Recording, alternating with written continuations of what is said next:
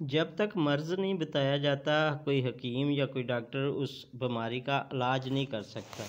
तो काश्तकार भाइयों, जब तक हम अपने हक़ के लिए खड़े नहीं होंगे, हम अपने लिए कुछ नहीं करेंगे, खुद ब खुद यहाँ पे कुछ नहीं होने वाला।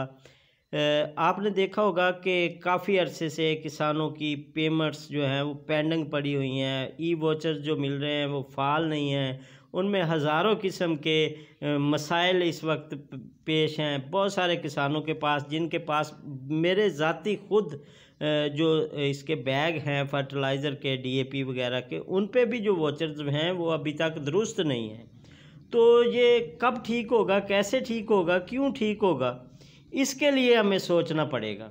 इसके लिए हमारे पास 3 वेज़ मौजूद हैं। हम ज़्यादा से ज़्यादा इस पे शिकायत दर्ज करवाएं।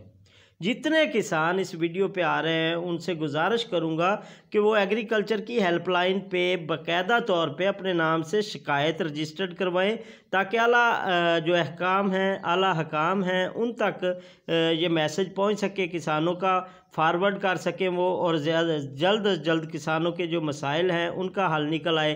पाकिस्तान सिटीज़न पोर्टल पे आप जो है वो शिकायत दर्ज करवाएं। ऑनलाइन इसका ज़रिया है, हेल्पलाइन पे आप कॉल करके बता सकते हैं। सिटीज़न पोर्टल आप डाउनलोड करें, वहाँ पे जाके अपनी शिकायत दर्ज करवाएं। आप सीएम साहब के पोर्टल पे भी शिकायत जो है वो दर्ज करवा सकते हैं। किसान भाई जब तक अपने हक़ के लिए खड़ा नहीं होगा तो उसके साथ आने वाला वक्त मज़ीद बुरा होने वाला है। लग यही रहा है, क्योंकि कल से मुझे किसानों के मैसेजेस मसूल होना स्टार्ट हो गए हैं कि गंदम पे जो सब्सिडी के वाउचर थे वो एक्सपायर हो चुके हैं। वो तो चले कोई टेक्निकल प्रॉब्लम है, आजकल में मसला सॉल्व हो जाएगा, लेकिन एक लंबे अरसे से सब्सिडी बंद है।